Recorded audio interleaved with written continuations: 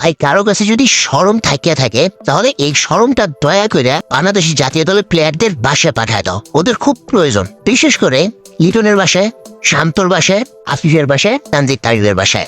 এখন তোমরা অনেকে বলবা যে আফিফ, তামিম, শান্ত থেকে আসলো, শান্ত তো সিজে খেলতে আছে না। ভাই ও যদি খেলতো এই লিটন মার্কাই খেলা খেলতো, আর সামনে যখন আসবে এই লিটন মার্কাই খেলা খেলবে, এটা তোমরাও জানো আমিও জানি। তো যার কারণে অগ্রিমভাবে বলে দিলাম ওর বাসাও শরম পাঠায় দিও। এখন বাবা তামিম কি করছে, তাই তো ভালোই খেলছে বা এটারে তোমরা ভালো খেলা কও। প্রথম 2 ম্যাচে এত সুন্দর স্টার্ট পাইছে, জম্বা করতে পারছে। আর সবচেয়ে ইম্পর্টেন্ট বিষয় আউট হয়েছে কেমনে, 2 ম্যাচে ওরা যেভাবে ফাঁদ পাতা হয়েছে সেইভাবে আউট হয়ে গেছে। শুধু 2 ম্যাচ না, তৃতীয় ওয়ানডে তো ওর জন্য যে ফাঁদ পাতা হয়েছে ওই ফাঁদে পা দিয়ে আউট হয়ে গেছে। ওই তারা তো বোঝা যায় ও কোনো প্রস্তুতি নেয় নাই, তো শরমের প্রয়োজন আছে না ওর। আর লিটন লিটন রে, তোরে যদি একবার সামনে পাইতাম তোর অবস্থা এমন করতাম তুই জিন্দিগিতে আর ক্রিকেট খেলার ইচ্ছাই করতি না। আচ্ছা তোর কে কইছিল ক্রিকেটার হওয়ার স্বপ্ন দেখতে?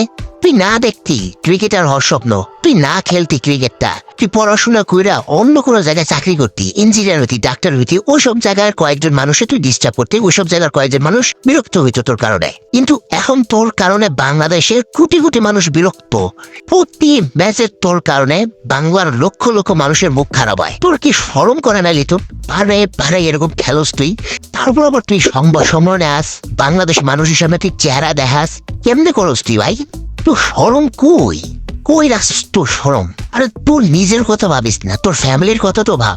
তোর কারণ তোর ফ্যামিলির কত কিছু সহ্য করতে হইতেছে। তোর বন্ধু শান্ত করেছিল আমাদেরকে নিয়ে এমন মন্তব্য করেন, আমাদের ফ্যামিলি আছে। আর তারা তোরা এরকম খেলোস খেললে গেলে ভাই, যেরকম খেলার কারণে তোদের ফ্যামিলির সমস্যা হয়, তোদের সমস্যা হয়, তোরা কি 1-2 ম্যাচে এরকম খেলোস? তোরা তো বছরকে বছর এরকম খেলতেই আসোস। আর লিটন তুই আমার একটা কথা বুঝা, তোর অভিষেক কত সালে হয়েছে? আমার সঠিক মনে পড়তেছে না তোর অভিষেকটা কত সাল হয়েছে। তোমরা একটু মনে করা দিত ওর অভিষেক কত সাল হয়েছে।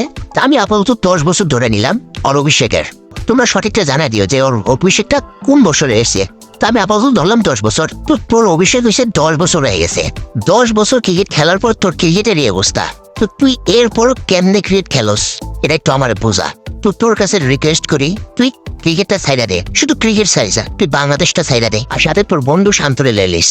কয়েক বছরের মধ্যে তোরা 2জন বাংলাদেশে আর চেহারা যাইস না, কেননা আর সহ্য হয় না তো করে। যেই পরিমাণ কষ্ট তোরা দিছস, একটা গার্লফ্রেন্ড বয়ফ্রেন্ডের ছেঁকা দিয়ে চলে যাওয়ার পর ওই পোলার এতটা কষ্ট হয় না যতটা কষ্ট তোদের এরকম খেলা দেখতে হয়। কেন ভাই আমাকে বাঙালি পোলা বানবো না? সর্বপ্রথম ক্রাশ, প্রেম, ভালোবাসা ক্রিকেট। তোরা এই ক্রিকেটটা আমাদের লগে চিনিমিনি খেলোস। এখন তোদেরকে বললেও লাভ নেই, কেননা তোদেরকে তো আবার সাইডে বিসিবি, তোদের মাসে মাসে বেতন বিসিবি দিতেছে, একটা সিরিজ ভালো খেললে বোনাস দিয়ে দিতেছে, তোরা খারাপ খেললে তোদের বিরুদ্ধে কোনো অ্যাকশনও নেয় না বিসিবি। তো তোদেরকে বলে কি লাভ? তোদেরকে তো সব সুবিধা বিসিবি দিতেছে। তার কি বলবো, তোরা এরকমই খেলে যাবি, বিসিবি তোদেরকে সায় দিতেই থাকবে। হ্যাঁ সামনে একটা সিরিজ ভালো খেল, বিসিবি তোদেরকে 3-4 কোটি টাকার বোনাস ধরাই দিবি তো।